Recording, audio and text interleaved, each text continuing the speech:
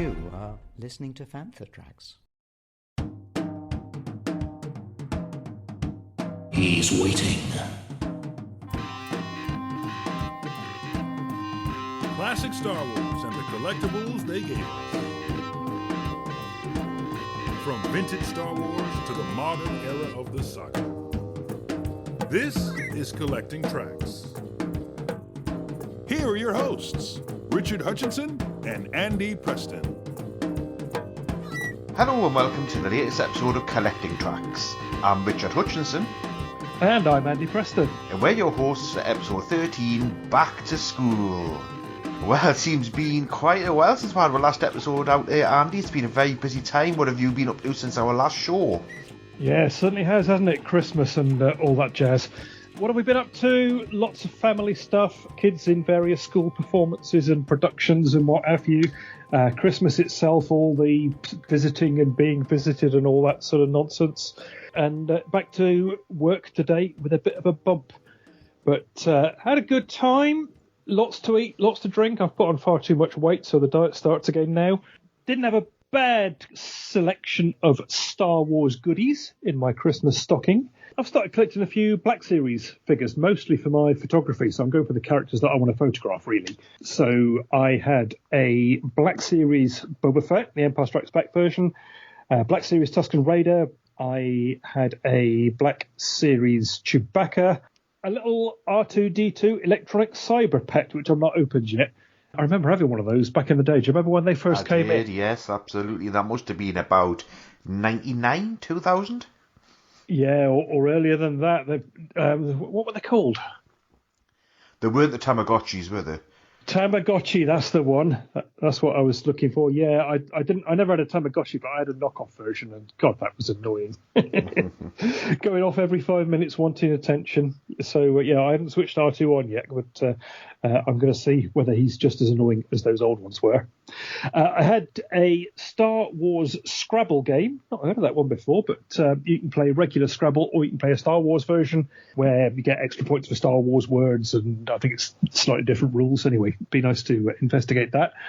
I had Star Wars Double, the card game, memory game, which again, we like the original Double as a family, so look forward to getting the Star Wars one out. And I know you like a bit of Tolkien, don't you? The other highlight in my Christmas stocking was the Letters of J.R.R. Tolkien, this being the updated, expanded edition with lots more of his correspondence put in, so looking forward to getting into that. How about yourself, Rich? Well, I'm a bit confused already, Andy, because I'm looking at the show notes here, and you've put C-3PO, so was it 3PO or was it Chewbacca? No, it was Chewbacca, but where I was getting confused doing the show notes, I've also built over the Christmas holiday a Bandai R2-D2, which is in the same scale as the Black Series figures, and really enjoyed doing that. It's a fantastic little kit, and the quality of the figure is just amazing. Lots of articulation. So pleased for that, and I have ordered, and it's actually come today, a knockoff Bandai. This was from AliExpress, so sorry, couldn't afford the original Bandai kit. So a knockoff C-3PO kit. So C-3PO was on my mind when I wrote those show notes. And is it Star Wars Boggle or is it Star Wars Double? I got that one wrong as well, didn't I? Boggle's a game, isn't it? Boggle is a game. Boggle is the game. Is that the game where you press the button and the cubes jump up and form letters or something like that, and you've got to make it work? I think it is, yeah. No, that's what I put in the show notes, but it is Double, not Boggle. Uh-huh. You can tell I did this while I was supposed to be working today. I've got no idea what Double is, and I've never even heard of that as a game. Yeah, it's good. It's a card game, so you've got various different characters. So on this one, this is a Mandalorian version, so you've got pictures of R2-D2 and Mando and Grief Karga and Slave One and Grogu and what have you, and it's about matching the card that you've got in your hand with the card that's face up on the table, and it's very, very fast paced. I don't think I've explained it very well, but it's a fun game, good family game. So we enjoy a bit of that. Well, since we've last recorded, I have been to my first Star Wars convention of the year, which sounded odd, but it was very late, and that was I did Echo Live, and I met Mr. Mark Newbold, who had a stall out there. Spent a lot of time with Matt Booker on his stall, I'm sure I saw one or two other Fantha trackers walking around as well. I'm sure I've seen Paul Naylor, maybe one or two others as well, but that was good fun. And obviously, with the big Christmas, also been really busy, and I've had some lovely items. So I got a Star Wars poster off my son. It's obviously it's not a licensed poster, but I really like it. It starts off with, on the left-hand side, characters from the Phantom Menace, and it goes all the way through to Return of the Jedi. It's quite a big size poster, this one. Is that the one with the big AT-AT in the background? Yes. Yeah, that's lovely, that is, yeah. It is really nice. Very poster. nice. You're going to have that up on the wall then? I'm going to get that framed. I haven't got much space for a poster in my Star Wars room, but I will get it framed. I will get it put up there. Lovely. I also got bought one of those bumper boxes, where you get 8 items in a mystery box kind of thing. Oh, so yeah. I thought, right, you know what, it's not something I'm ever going to buy, but I've always been intrigued as to what's inside them and whether it's actually worth it or not. I opened it, and there were 8 items in there, and there's a mix of a few things you'd expect, like a mug, and I thought, well, this box is £25-ish here, so Star Wars mug's going to set you back at least £8. And then there were a couple of pins in there, so I thought, well, these pins are also quite pricey. And there was a notebook in there, so I thought, it's not far off, 25 quid already. And then there's bits and pieces in there that you'd expect to find, like, Last Jedi merchandise and things that have been sitting around in shops on clearance, probably for 10p each, where they've put them in these boxes to make them up. But overall, it was an okay item. Wasn't something I would have bought myself, but I'm pleased I've opened one and had a look inside now, so that mystery's over. My wife bought us a pair of Star Wars pyjamas, so she often gets the Star Wars pyjamas, but then complains about Star Wars completely. She just, and I keep saying, well, you're the one who buys them. I've never bought an item of Star Wars for a long time. So she bought us, I'm saying pyjamas, she only goes the bottom half, and she got a size small. Now, I'm 6'3", so I'm anything but small. And normally she would send them back, if she knew they were the wrong size, and she said she didn't send them back, she didn't have time. But I put them on and they fit, and I thought, because normally I would get large or extra large, I thought, Christ, how big must the extra large Star Wars pyjamas be? So these are Mandalorian Star Wars pyjamas, size small, which fits somebody who's 6'3", so I thought that was quite amusing. And you were right about my Tolkien enthusiasm. So I'm going to have to pick up that letters book that you've got, because I didn't have the original one at all, so it's always been on my radar. But I got the History of Middle-earth volume gift set, which I'd seen advertised in the Black Friday sale on Amazon. So it's all 11, is there 11, 12 individual novels in the History of Middle-earth. Something like that. I think it's 12 actually when I got it. Now, what I've never understood is how Unfinished Tales wasn't classed as book 1, so that one always sits off to its side by itself, which I've always found that a bit bizarre. But anyway, it's 3 books covering all 12 of the novels. Now, I had novels 1 to possibly 8, and they were all of the same style, but because I left like a decade and a half between collecting up to number 8 or 9 and then looking for the next one, they'd obviously changed styles, so I wasn't really that keen about going and buying anymore. But I got this beautiful gift set. It's quite expensive. It was something like £120. It was very expensive, but when you work it out for an individual book, it actually was a pretty good deal. So my wife, I'm sure she was joking. She'd asked us this morning if I'd finished reading them yet. I said I've been lucky to finish these in 5 years. I don't know if you've tried to read one of those novels before. Yeah, I've got a few of them, but I haven't read them for a long time. Mm-hmm. They're really interesting, aren't they? Because they go into the early drafts and what was in Tolkien's mind and how they tie in with other elements of the mythology, and really giving you the story behind the story. Absolutely. So, yeah, they're a little bit heavy going sometimes because, when you get the 3rd or the 4th draft of the same chapter and it's just changed a little bit, you begin to question. But, the delight there is that you can dip in, you can dip out, you can skip a little bit, and it doesn't really matter. It's all enlightening. Absolutely. And I'm intrigued because I haven't read the sequel to Lord of the Rings, and I know he didn't get very far. There was only like 3 or 4 chapters, but I haven't read those yet. Have you read it? I've not, no. I've seen a précis, So this is, was it Aragorn's son or grandson? Yeah, something like that. And there were cultists of Sauron trying to sort of re-establish, and they're all coming back in and so on. And I don't think Tolkien's heart was very much in it from what I've heard. No, absolutely not. So Christmas is over. New Year celebrations have just been put to bed now, just behind us, and the kids and teachers as well, like yourself, are going back to school very soon. So memories of going back after a holiday. I've got to say, when I was a child, I didn't regret going back to school. I think whenever I broke up for Christmas, all the focus from the moment you broke up was on Christmas presents. That was the focus for me. I didn't care about seeing the family. I wasn't somebody who ate Christmas lunch or anything like that. It was all about the presents, and then whatever was on TV, and you would have done the same as every other child up and down the country, where we circled everything in the TV times that we wanted to watch. Oh, yeah. And we made, if I'm in tomorrow, I'm going to catch that movie at 1 o'clock, that movie at 6 o'clock, and, had it all plotted out what we'd do. But I always look forward to going back. I really did. I enjoyed school. I enjoyed meeting up with friends.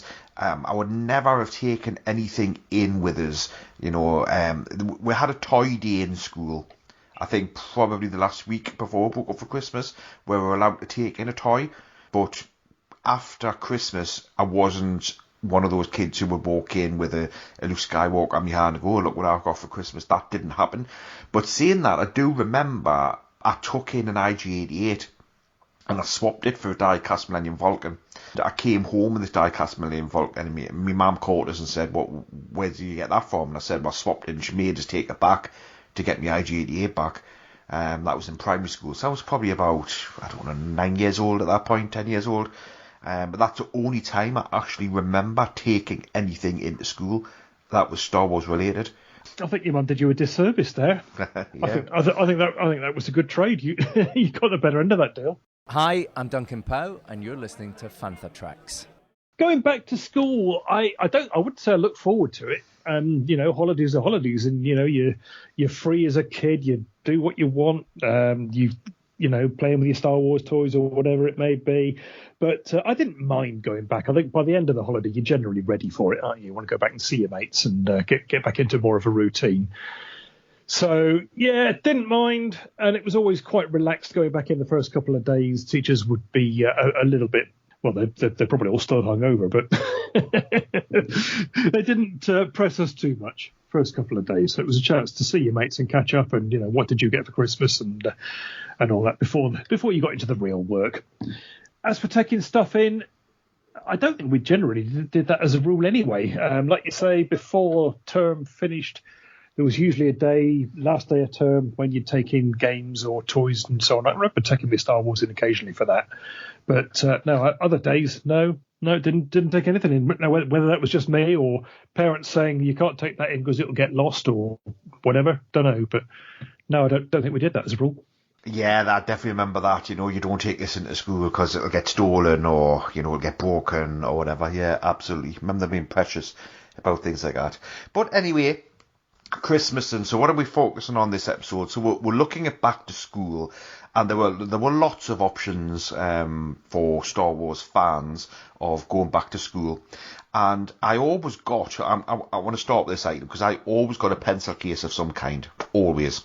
And usually it was a metal tin, Helix metal tin, which I think probably everybody got, or was the Oxford stationery tin, you know the one I mean? Yeah, I do indeed, yeah. I think I got that for something like 6 Christmases on the trot, the same metal tin. But I am very aware of Star Wars pencil cases. It's something that I would have been absolutely mortified to get as a child. I never ever owned one. I think still to this day that they are pretty hideous. They are, I don't know, they are so 70s. In fact, actually, you tell me more, because obviously when I in the 70s, I was still in nursery. I wouldn't have been heading towards school in the 70s, but I still get a feeling that for the 70s, these were still very 70s. Yeah, you know what? I don't remember really seeing the canvas pencil cases. This is the Helix line that we're talking about. So Helix did 8 pencil cases in the UK. There were 4 with white backgrounds. See if I can do these from memory. So you had Luke Skywalker, Han Solo, Ben Kenobi, and Princess Leia. Then there was the 4 coloured ones. And again, I'll see if I can do this from memory. There was a yellow Darth Vader. There was a green C-3PO. There was orange R2-D2. And I'm sure there was a red one. Who was that? Stormtrooper, thank you. Yeah, never understood why they didn't do a Chewie. Always wanted a Chewie pencil case, but anyway, that's another story. I don't really recall seeing those that often. I suppose they must have been about. Maybe saw a couple of them in school. I think vaguely remember a Han Solo one, all sort of written on and battered and chewed up. But the ones that I remember are the other Helix pencil cases, which were I was going to say wooden boxes. They weren't wooden, they were plastic, but the plastic was coloured to look like a sort of wood effect. And quite a few kids had those. So these came in a cardboard sleeve, and you'd push the pencil case out from within the sleeve on 2 levels. So the top deck, if you like, swiveled to reveal the deck underneath. And there were compartments on both levels, and I think they came with an eraser, a ruler, and a couple of pencils, something like that. I definitely had one of those, but it was second-hand, and the sticker was really battered. Somebody had tried to peel it off or write on it or something. So I can remember finishing the job, took it off, and I made my own sticker to go on there with the Star Wars logo, and I drew a bit of a space battle and lasers and everything going on. So, yeah, I was quite proud of that. So, yeah. I think I had something like that, but not plastic. I do remember something that was wooden that had a slidey top on it with a compartment inside, but it definitely wouldn't have been Star Wars for me. Yeah. Did they not go in for Star Wars pencil cases up north then? Well, like I say, if these were out in the 79, 80, I would have been 3-4 years old. Yeah. True. Well, a little bit later on, Rich, we had more pencil cases. And this was from in the, I think, in the Empire era, judging by the artwork. A company called Frankel and Roth put out 4 pencil cases, and these were silver cases, double-sided. So on one side of each of these 4 pencil cases, you had the line art of Darth Vader, that classic pose of his with his arms folded across his chest. But the other side, there were 4 different variants. One was R2-D2, one was C-3PO, one was Luke Skywalker, and the other one was Han Solo. Interesting, not Han Solo. You'd think by then Lucasfilm would have been on top of things like that, but no, that one slipped through. Did you ever see those? Nope, don't recall them at all. No, probably not. I never saw those back in the day. They are very, very hard to find now, so probably a limited release. What's far more common are the Frankel and Roth cloth pencil cases for Return of the Jedi. So 2 variants with Jedi photo art on each. And they come up for sale quite often. I saw one of those on Echo Base UK Vintage just this week. What about those? Did you ever come across them? No, I mean, cloth pencil cases for me just... the daft, because how many times did your pen leak in your pencil case? How many times did you get annoyed when you put a pencil in and it's rubbed pencil inside pushes the pencil through. case? Yeah, pushes through the lining and yeah, absolutely. And that's the real trick these days, finding these in decent condition, because so many of them, like you say, have got ink stains or someone's written a name inside or graffitied on the cover.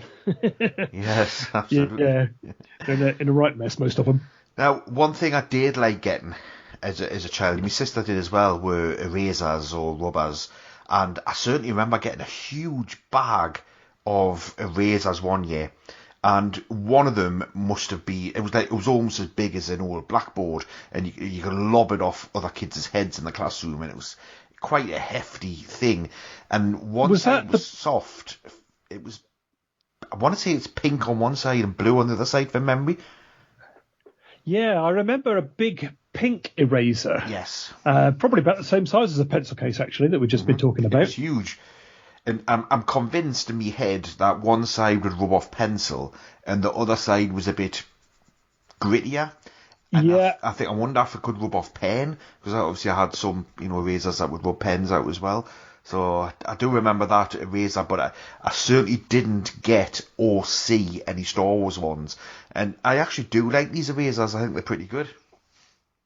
Yeah, I remember the Helix character erasers. So Helix, again, in Britain, did a range of 8 different character erasers. These are, what would you describe them as? Pear-shaped, I suppose? And characters on those, so Darth Vader, Princess Leia, Luke Skywalker in his X-Wing pilot outfit, which is a little bit unusual. Han Solo, Chewbacca, Tarkin, have I covered them all? Anyway, all the usual suspects. I'm convinced that I had Luke Skywalker as a kid. I think one of my brothers had R2-D2 and the other one had C-3PO, because I ended up with all 3 of those erasers in my pencil case eventually. Must have either begged, borrowed or stolen them from my brothers. So they were certainly about. Yeah, definitely an odd shape. So I'm not sure how the erasers are made. Are these stamped? Are the die cut out, or are they moulded into that shape? Because if the die cut out and stamped out, there's certainly a lot of waste, whereas most erasers are rectangular shaped. Yeah, I'm guessing. I mean, I'm no expert on how rubbers are made. I'm guessing that they were probably moulded in that shape and then the printing applied on the top. Yeah, that makes the most sense. But I think out of all the pencil cases or everything we talked about so far, I think I would have liked to have had a set of these erasers. I think I would have got away with them in school. Yeah, no, they were definitely cool. The other erasers that Helix did, they did a set of 4 pencil top erasers. So these had a hole in the bottom that you could stick them on top of your pencil. And these, as opposed to the character erasers, these actually were sculpted in the shape of the characters. So, as I say, you had 4 of these. You had Darth Vader, you had a Stormtrooper, you had C-3PO, and then R2-D2. So R2 got his whole body. Did he? No, just the head and shoulders, and then the other ones were just the head. Now, these also came in different colours. So, as standard, you'd get a sort of deep purple, a light blue, a yellow, and a white. So 4 different colours, 4 different erasers. So quite a variety there to collect. And then we've also seen some pink erasers coming to the market, a lot harder to find than the others. The theory goes that this was towards the end of the line and they were just shooting the mould with whatever they could find, whatever colour, and some pink ones made that out of the factory. So there you go.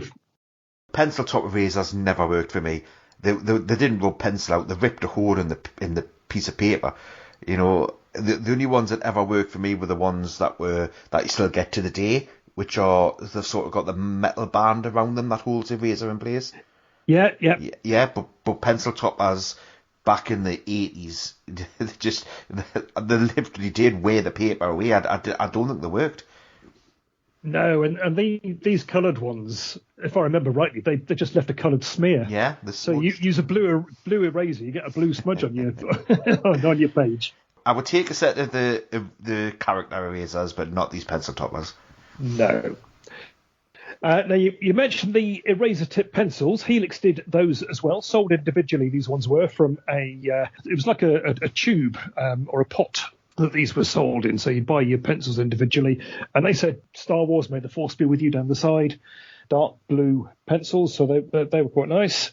We also had pencils in a box set, 12 coloured pencils. And I've got a feeling I had some of those as well in my pencil case at school. Did you see those? I did, yes. Are those the ones with the 2 stormtroopers on the front and that's standard photograph? That's the one. That's the ones, yeah. Well, so with regards to colour pencils, I was never artistic at all. What I wanted the standard graphite grey pencil. The standard HB or something like that. That's all I ever wanted my pencil case was one pencil. I think if I got a pack of coloured pencils, I probably would have just given them to my sister because I had no interest in those felt tips, nothing like that at all. I never got them. Not much of an artist. Nope, not at all. Couldn't draw a stick man with a ruler. So, as I say, I'm sure I had some of these. Quite how I got them, I don't know. Whether I had the pack of 12 and threw the box away or something else. Anyway, if you wanted pencils, you did have other options back in the day. So, again, round about the era of Empire and then Jedi, HCF produced a whole raft of different pencils. So you had boxed pencil sets. Those were just the black graphite pencils. You had tag pencils. You had 4-in-1 pencils. There were probably another one or two different varieties as well. And then if you remember the Star Wars fan club, you could get a fan club pencil, which was a white pencil, and again with the pink eraser on the end, and red Empire Strikes Back logo and red character images down the side. I didn't have one of those then, but I've picked up a couple more recently. And felt tips, Andy? I mean, I just wasn't a felt tip kid. I remember me sister enjoying the felt tips, but she would never put the tops back on them. So I remember Christmas Day, come the afternoon, my mum was hollering at my sister for not putting the tops on the felt tips and they'd all dry. And I remember having this huge rainbow set of felt tips, which must have had about 50 colours in, all starting at red and going through all the colours of the rainbow through to the violet, through to the violets and the blues at the other end. But with regards to Star Wars felt tips, are there anything like those ones where you would buy in the comic shop where you would have a silhouette to colour in, and you have 3 felt tips, and after about half an hour they're all dry, and that was it. They wouldn't go any further than that. Yeah, so for Star Wars there was. Palitoy produced a couple of poster art sets with pens inside. I don't think the pens were Star Wars branded, but you could colour in your posters with those felt tip pens. I remember those big sets that you're talking about, those ones with the whole rainbow of different pens, and they were wonderful. So excited to get those as a kid with all these different colours. And then I think they must have been really cheaply made, because like you say, they'd last for about 5 minutes and then they'd dry up. Yeah. You'd have to move on to the nearest one to try and finish off your drawing, and it was never quite the same shade, and always ended in disappointment. Star Wars stuff, you had fibre tip pens. There was a set of 5 and a set of 10, both by Helix. And these came in plastic packaging with Jawa artwork on the front. Set of 5 you can occasionally find. The set of 10 are like hen's teeth. I have desperately been looking for a set of 10 for years and years and years. Missed out on a couple by being the underbidder or being close, but no joy yet. One day. In my non-existent pencil case, all I've got at the moment is a set of rubbers. Rulers. Now, I did like rulers, but with me being left-handed, I always wanted a left-handed ruler, and I could never, ever find one. I was never given one as a kid. I would have absolutely loved to have had left-handed rulers, so I had to make do what I had. Never heard of a left-handed ruler. Does the numbering go the other way? Yes. On a left-handed ruler? If I'm drawing a line, if I was in maths and I had to measure a 6 centimetre line, we start at the 6 and go down to 0, whereas right-handed people go from 0 up to 6. Oh, I've never heard that before. Have you not? Yeah, so we're always counting down and he was always counting up. Gap in the market there, for Absolutely. sure. Oh, no, there's plenty of left-handed rulers now, plenty available. But certainly as a child, I never saw a left-handed ruler. I would love to have had one. So Helix missed a trick there then. They did, yes, but I did enjoy me rulers, I've got to admit, so I'd happily have one of those Star Wars rulers. I'm not so fussed on the black one that came with the pencil case set that you're about, but the blue rulers, certainly, I would absolutely love one of those. Yeah, I don't think it was black. I think the pencil, the sets, the maths set and the school set and so on, they came with a red plastic ruler, translucent red plastic. Ah, right. But yeah, the blue ruler, that is a piece of art, and so many kids had those. I had one when I was a lad, and I can remember a lot of people in school having them. On the front, you've got the Star Wars logo, you've got the May the Force be with you and Helix, but it's on the back that these are really, really special. So again, Star Wars logo, and then there's a graphic of about 5 or 6 stormtroopers going down the ruler, all blasting away with their laser rifles. Blue background, stormtroopers in white, the laser blasts in red. Really stands out, really good artwork. Love those. Mm-hmm. Absolutely. Now, there was a lot of sets, weren't there? So, the half-moon shape sets, I certainly remember having one of those as a kid, but it was not Star Wars. It was either a plain red or a plain blue from memory. Certainly nothing I would have taken into school, but I definitely was given one of those. Equally, I wasn't fussed with it. I didn't see the point of it. Yeah, no, you're right. I think Helix adapted a lot of their existing line to get the Star Wars products out. So, yeah, all of these cases and sets were available in different versions. So the one you're talking about, the Half Moon with the Star Destroyer on the side, that is the school drawing set. Had protractor 2 different set squares, ruler, compass, various pens and pencils and things, eraser. I don't think it was a character eraser in that set. I think it was just a regular little square white eraser and a sharpener. Again, just a standard metal sharpener in there. The school set, that was with Han and Chewie on the front. Bigger set, similar sort of contents, really. A lot more pens and pencils and things in there. And then the other one was the maths set, which was the tin box that you were talking about. And that one was, again, more, I suppose, maths or more geometry focused. So you'd have your set squares and your protractor and your ruler, your compasses, eraser, sharpener, a couple of pencils. But a nice one to get. What I didn't like about those sets as a kid was the inner trays. I thought they were very flimsy plastic, and break as soon as you look at them. Exactly, as soon as they cracked, I just wanted to throw it out. And then when you threw it out, nothing would stay in its place. Or if you'd lost something, the gap really annoyed me. So, I don't know, I had a red felt tip and the red felt tip ran out. What do? Do I put a dead red felt tip back in the set, or do I have the gap? So I just threw the whole lot out and would just keep the individual items in a different kind of bag. You're just as OCD as me, Rich, I think. Exactly the same. Now, going along with all these sets, obviously what we needed was a pencil sharpener. And I always had a cheap plastic pencil sharpener that would break, crack. And then I was amazed one day when somebody brought a metal 2-sized pencil sharpener into school, and it had your standard pencil, but it had one for a bigger pencil as well. And I desperately wanted one of those, and I remember getting one for Christmas. I was over the moon. I thought it was brilliant, absolutely brilliant. Everybody wanted that one, yeah, with the 2 pencil holes. But did you ever have the bigger pencil to go in the bigger hole? I don't think I ever did. I got a bigger pencil from somewhere like Blackpool on holiday. One of these 1.5 foot long pencils. Yeah. And I think it was too big to go in the hole. And I remember trying to ram it in there, trying to get something just so I can see I've used it.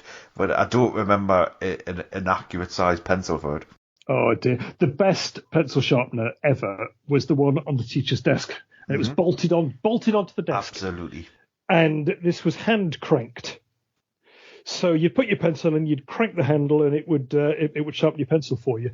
But when the teacher's back was turned, the game in school was to sharpen the pencil down to nothing as quickly as you could. Mm-hmm. So you would manically crank this handle and shove the pencil in as hard as you could and just see the shavings disappearing into the little plastic box underneath.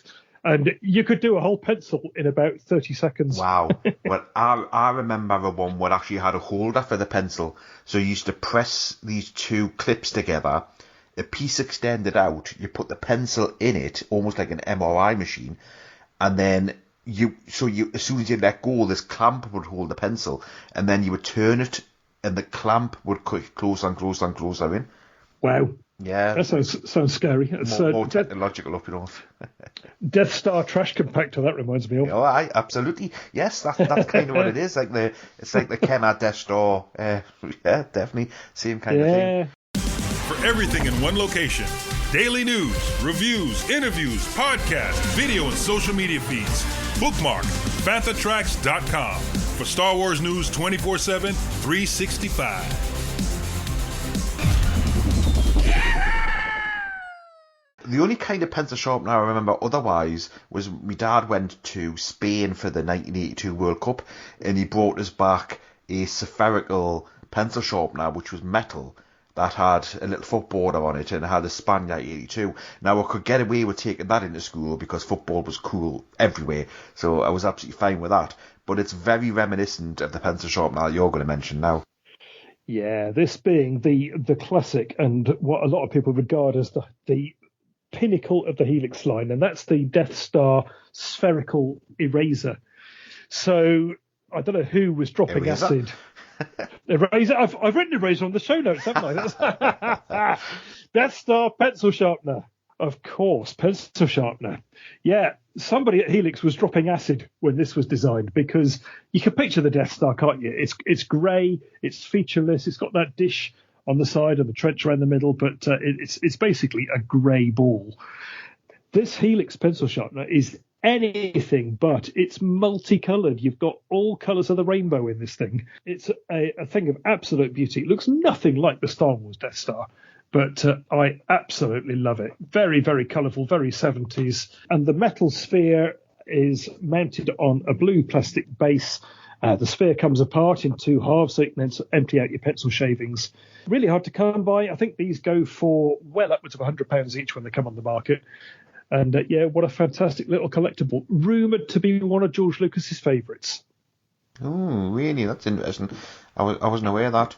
But yeah, I mean, I would have loved to have items, I think, from this set, but none of the pencil cases would have done it for me. I would have needed, something that was, I don't know, a plain grey, or I don't know, something that looked futuristic, but I just didn't like it. I mean, they looked like chewing gum wrappers. A lot of the pencil cases that came out in that range, I just wasn't a fan. I'm still not really to this day, to be honest with you. Yeah, well, I differ from you there, Rich. I love the Helix range. It does remind me so much of childhood, 70s, beautiful designs, and one of my favourite runs to collect. So we've got all the stationery now. Another thing I really liked as a kid was having a calculator, and I mean, you would have had one as well, I'm sure. The Casio calculator watch was the pinnacle that everybody wanted for birthday. Didn't get one for birthday, tried for Christmas. Didn't get one for Christmas, try again for my next birthday. And I got my Casio watch, but I'd also had a calculator by that point. Any special calculators in the sets? You got me now. There might have been. Now, the HCF produced a whole range of stationery. I mean, we could spend 3 hours just talking about the HCF set, so no, we're not going to go into everything, but they did a pencil box, a blue pencil box that sort of opened up both sides. That might have had a calculator in it, and I honestly can't remember whether it does or not, but that would be the only Star Wars calculator from Britain. I've got a feeling, wasn't there a ruler from maybe one of the South American countries that had a calculator built in? Yes, I do. I remember one of those as well, yes. I'm sure if I didn't have one, I certainly had a friend who had one.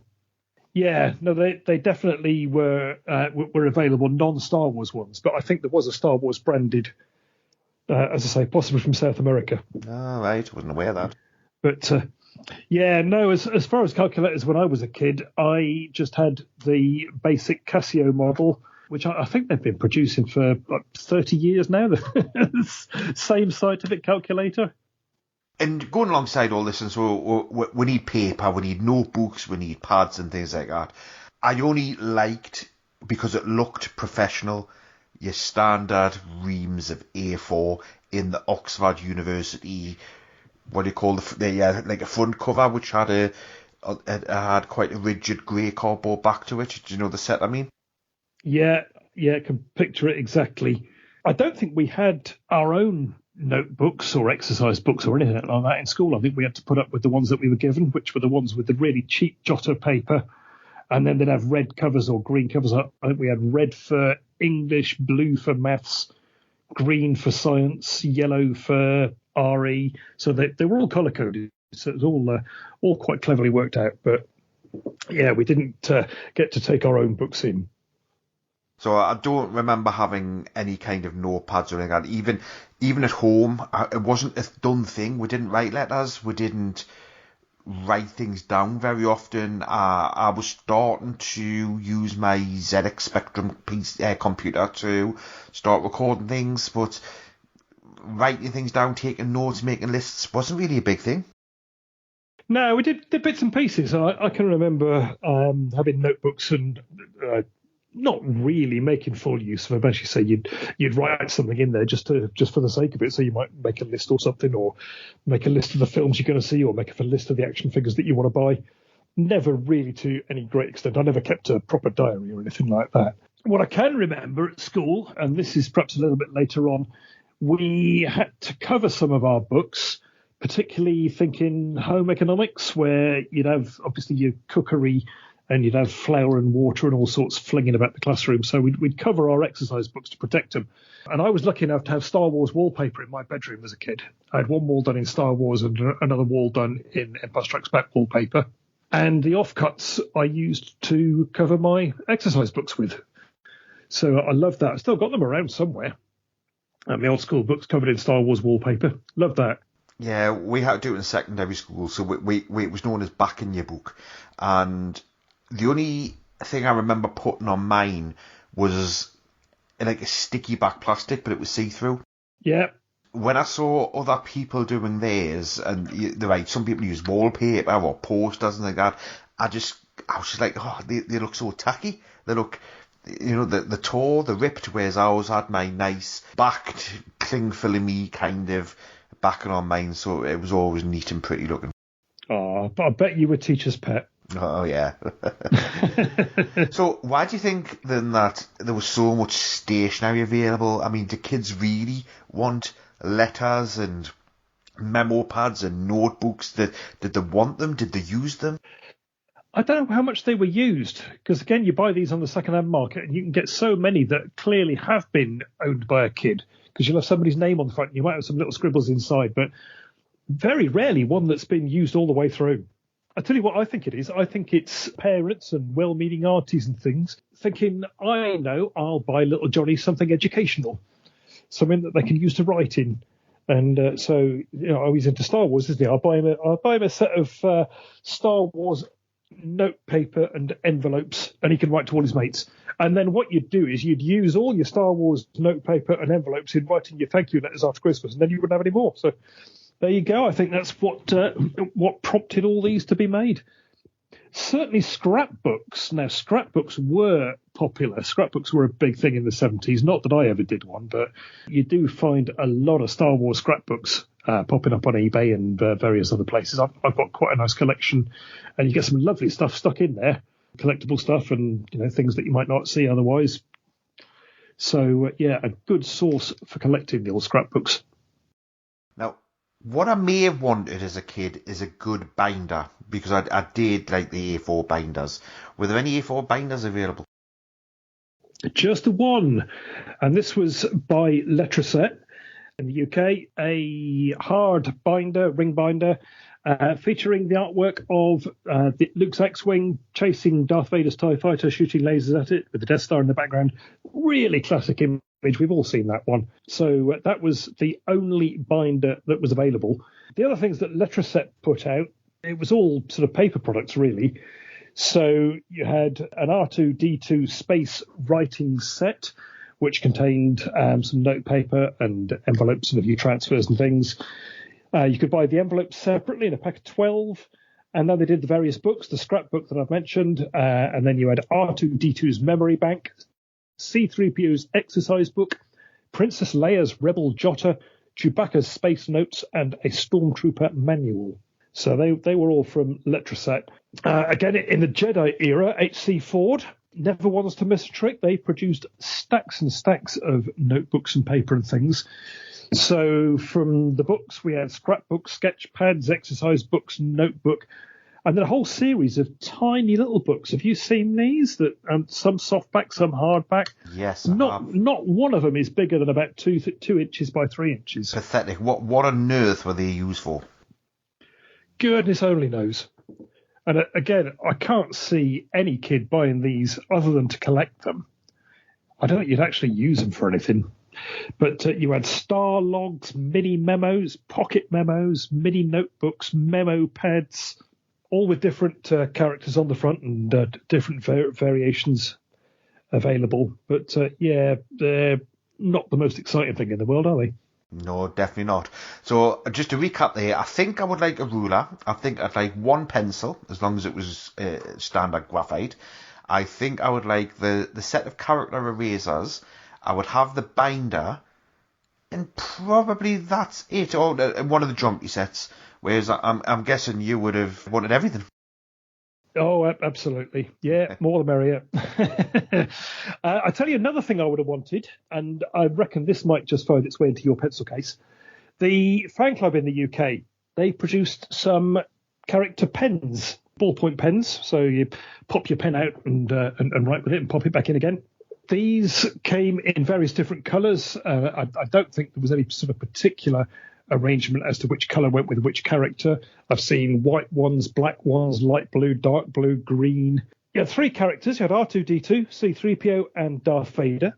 And these pens all had what they called a secret compartment, which was a little bit grand.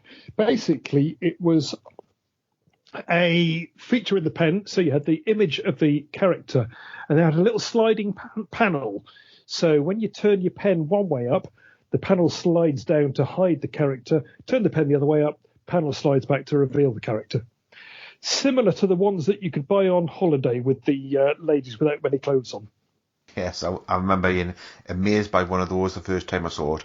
And I did like a nice pen. I liked a nice silver pen. And I certainly remember one where it had green, red and blue inside. And it was a silver pen. And I don't remember much more than that. I can't remember if you twisted it or if you had to click it a certain number of times. It got phased out by that pen that everybody knows now, which is half blue, half white and has the 4 levers on the top. Yeah. Yeah, that pen's still going to this day, but I loved that silver pen that I had that had the 3 colours in it. I wish I could remember more of that. So I can't tempt you with a fan club character pen for your pencil case? Nope. Doesn't get it in there. Right then, so obviously, as well as stationery, we would need to be fed when we're at school. I think when I was in primary school, I mostly had free school meals. I may have taken in an odd packed lunch, and I do remember having some kind of thermos flask which was branded with something. It could have been Star Wars, possibly more likely to be He-Man. And then we hit the point where it was becoming a little bit embarrassing, and I loved getting one that was either all red or all blue with no stickers on it, and it seemed a bit more grown up. So I'm sure Thermos would have leapt on the Star Wars invasion at the time.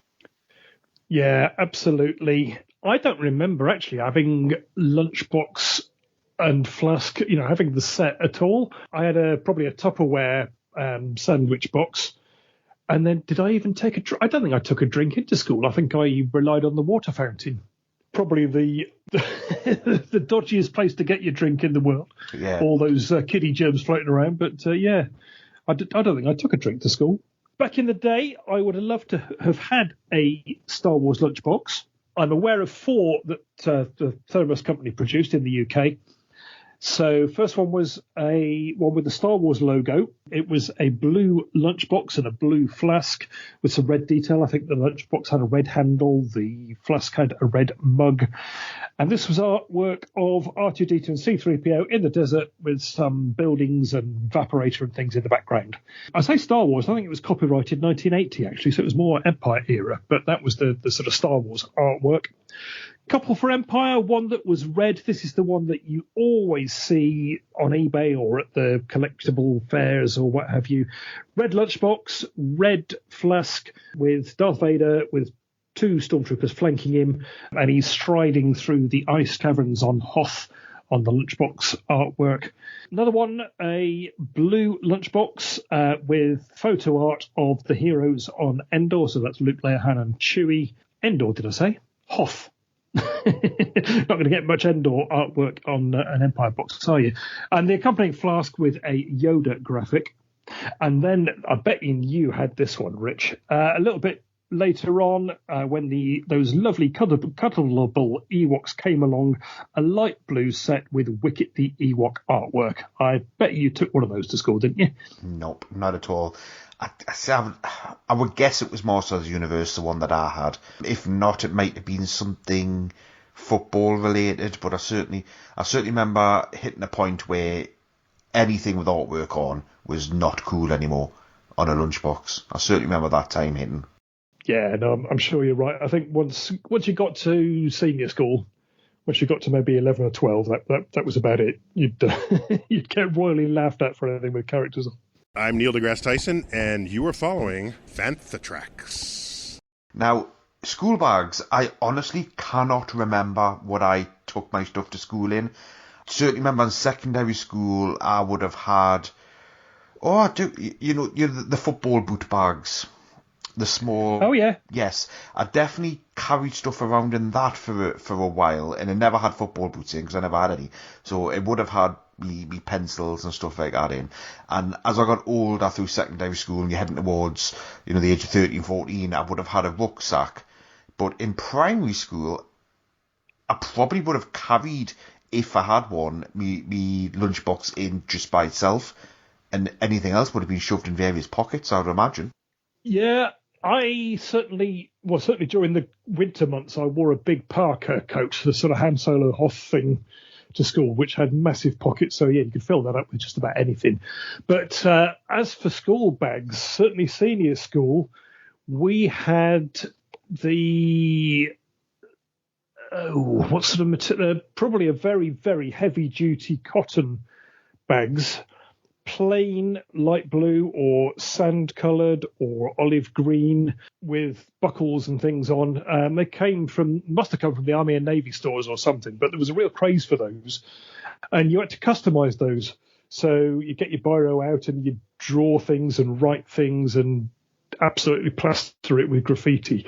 And I went through 3 or 4 of those. Absolutely loved those bags.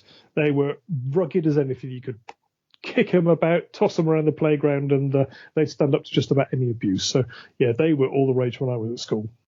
I also remember a Half Moon bag as well. I want to say it was Puma or Adidas or something like that, where it was a Half Moon in a very PVC, plasticky kind of feel with the 2 little handles on the top. Oh, I don't remember that. Not seen one of those. That's a bit different. Anyway, if you did want to go to school and show off your love for the Star Wars movies, you did have some options. All of these coming from a company called Frankel and Roth. We mentioned them earlier about pencil cases. And they did a range of different bags. So round about Empire Strikes Back time, we had a set of 4 bags. These are white bags. These are bags that you'd carry, not backpacks. So they've got 2 handles and then a shoulder strap. Although Empire era, they had the Star Wars logo rather than the Empire logo. So the artwork was Luke and Yoda. You had the droids on the Millennium Falcon. You had Darth Vader on Cloud City, classic pose reaching his hand out to Luke, and an image of the Battle of Hoth, rebel troops in the trenches and explosions going off and things. They carried on that theme for Return of the Jedi. So we had the same white bags, but this time with the Return of the Jedi logo. And the artwork here, you had Luke in Jabba's palace. You had Jabba the Hutt in all his glory. Bit of an odd choice, the Rebel hangar on the home one, on the Mon Calamari starship. And another one where you had 4 photos around a Central Jedi logo. They then did a range of backpacks. These came in red and blue material with printed graphics on various artwork of heroes and enemies, Vader and Stormtroopers, Han, Luke, the heroes, X-Wings, TIE Fighters, etc. 4 different designs. The one oddity that I've found in that range, I said red and blue, I've got one green bag, really bright, luminous green. I don't know whether those were sold in limited numbers, whether this was a test that they produced and did like the colour, but never ever seen or heard of another green Frankel and Roth bag. So if anybody out there has got one, I'd love to hear about it. I think I might have got away with a blue backpack. Yeah, with Darth Vader and Stormtroopers on the back? Yes, I think I probably would have got away with one of those kids. So that would be the bag that I would have put all my things in. Right. So as long as it didn't involve any colouring for you, yep, you'd probably just about have been all right in school then. Absolutely. What's missing from all this that I would have loved is a Star Wars advent calendar. This is true, yeah. Don't think there was anything back in the day, not in Britain anyway. Mm-hmm. That'd be a real surprise. Made up for it now. I had a lovely Lego advent calendar this year, first one of those I've ever had, and that was fantastic. The ingenuity of some of those models, just in a few little pieces, was superb. It must have been pricey. I had it for my birthday. My birthday's end of November, so perfect timing. Yeah, I don't think they come cheap. Must admit, I did have to look up some of the models. I built it and looked at it, and what on earth is this? Mostly stuff from the new saga or the cartoons or I think I was looking forward to day 24. Day 24 is the one where you always get something really special in your advent calendar, isn't it? It's the climax, the one that you build up to. George. And this was a little red spaceship from Young Jedi Adventures. I don't think I'd even heard of Young Jedi Adventures as much as I'd seen it. Yeah. So, that was a bit of a damp squib at the end. Well, is that all the items covered then from back to school? Would a kid from the late 70s, early 80s have carried something different with them? I don't know that they would, no. I mean, as I say, there's lots more that we haven't covered, particularly in the HC Ford range. HC Ford released just about everything. Except the advent calendar. Anything you can name, except the advent calendar, which isn't really a school piece, I suppose. But HC Ford, if you look for some of their stuff, you can tell that they just knocked all this stuff out and they were packaging it which way just to get rid of the stuff. So many packaging variations, so many ways that the stuff was carded. It was in stationery sets. It was in school kits.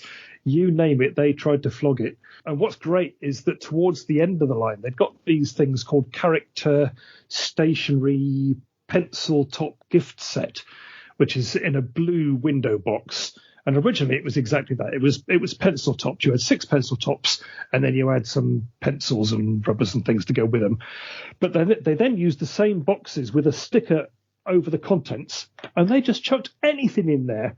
And you find them with Masters of the Universe stationery and all sorts. Anything goes. So, if you want something quirky to collect, have a look at some of that HCF stuff. Yeah, absolutely. Well, it's been a fascinating conversation, Andy. I really liked remembering back to the 70s in my old grotty primary school, which got knocked down. My primary school was actually a candidate to be taken to Beamish Museum. It got down to the final 2. But Beamish ended up taking the other primary school. I hope the blue plaque survived.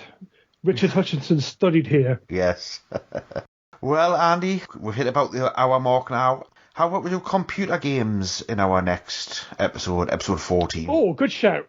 Yeah, computer games, because obviously... Yeah, authorised and not so authorised. Yes, we'll go through that as well. So I think that'll be something to get we're heads around for our next episode. So without much further from me, it's Happy New Year, everybody, and I hope you enjoy this episode and had lots of goodies for Christmas.